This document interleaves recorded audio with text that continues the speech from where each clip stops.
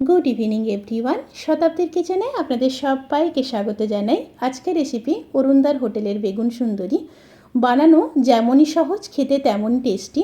এই গরমে এই রকম বেগুনের চটপটা একটা রেসিপি থাকলে তাহলে গরম ভাতের সাথে একদম জমে যাবে, এই গ্যারেন্টি আমি দিতে পারি।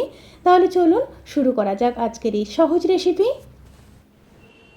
বেগুন সুন্দরী করার জন্য এরকম একটা বেগুন নিয়ে নিয়েছি। বেগুনটাকে ডাঁটার সমেত কেটে নিতে হবে।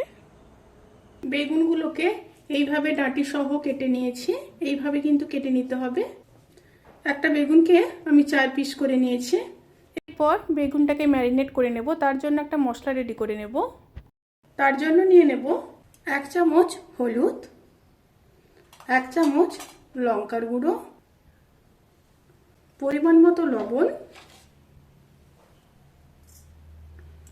1/2 চামচ চিনি, খুব সামান্য সর্ষের তেল আর অল্প জল দিয়ে দেব। জল দিয়ে মশলাটাকে রেডি করে নিয়ে বেগুনটাকে ম্যারিনেট করে নেব। এরপর ওই মশলাগুলোকে বেগুনের গায়ে খুব ভালোভাবে লাগিয়ে নিতে হবে।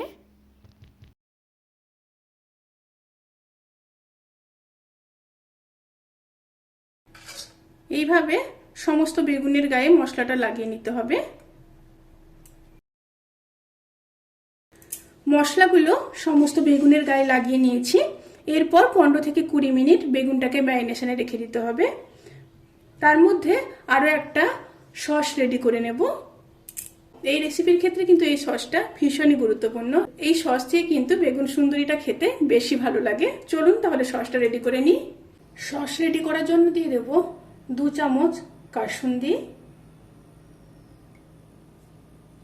1 চামচ ভিনিগার, একটা কুচনো কাঁচা লঙ্কা, কিছুটা ধনেপাতা, সর্ষের তেল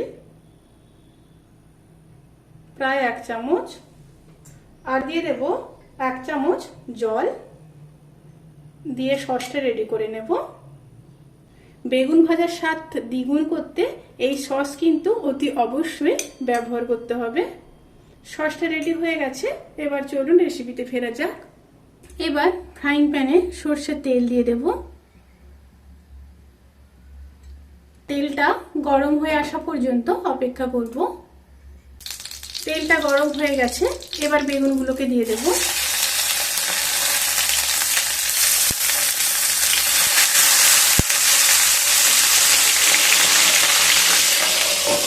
দিয়ে ঢাকা দিয়ে দিলাম। একটা সাইড হওয়া পর্যন্ত অপেক্ষা করব। এবার উল্টে দেব।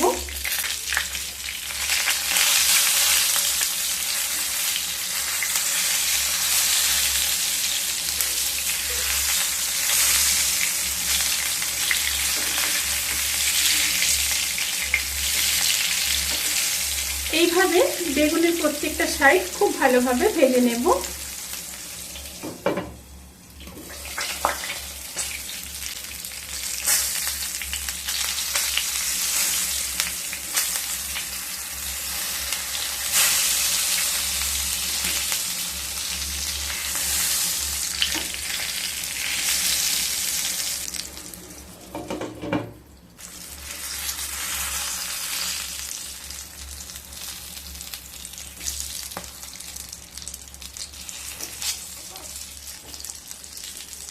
বেগুন ভাজা হয়ে গেছে। এবার গ্যাস অফ করে দেব। দিয়ে ভাজাগুলোকে তুলে নেব।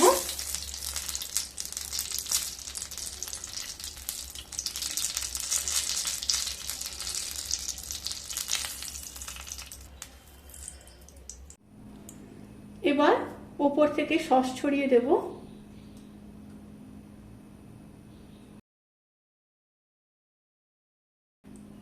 এই সসটা না দিলে কিন্তু বেগুন সুন্দরী একদম কমপ্লিট নয়। অবশ্যই কিন্তু এই সস দিয়ে খাবেন। ভিডিওটি কেমন লাগলো প্লিজ কমেন্ট করে জানাতে কিন্তু ভুলবেন না। যদি ভালো লেগে থাকে তাহলে সাবস্ক্রাইব করে পাশে থাকা বেল আইকন ক্লিক করে নোটিফিকেশান অল করে রাখবেন। তাতে করে আমি যত রেসিপি দেব সমস্ত লিঙ্ক আপনাদের কাছে পৌঁছে যাবে। আপনারা সবাই ভালো থাকবেন, সুস্থ থাকবেন, সাবধানে থাকবেন। আজকের মতো এই পর্যন্ত। পরের ভিডিওর জন্য অপেক্ষা করুন। টাটা।